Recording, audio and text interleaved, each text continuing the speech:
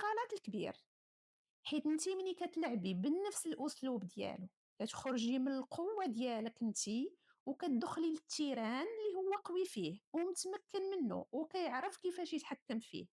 تو سامبلومون حقاش كيلعب بالادوات ديالو وكيخدم الطاقه الذكوريه ديالو اللي فيها التحدي، الصراع، فرض الراي، فرض السيطره.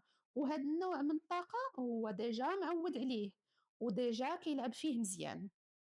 باغ كونطخ انتي فاش كتمشي معاه في هذه الطاقه كتخرجي من الطاقه الانثويه ديالك اللي فيها الهدوء، اللي فيها الاحساس، اللي فيها الذكاء في التعامل، وبالتالي التوازن ديالك كيتخسل وكتخسري القوه الحقيقيه اللي عندك واللي تقدري توصلي بها لاي حاجه، وكتبداي غير كتقلدي الطريقه ديالو وكتدخلي في الطاقه ديالو اللي كيف قلت ليك هو ديجا معود عليها وكيلعب فيها مزيان.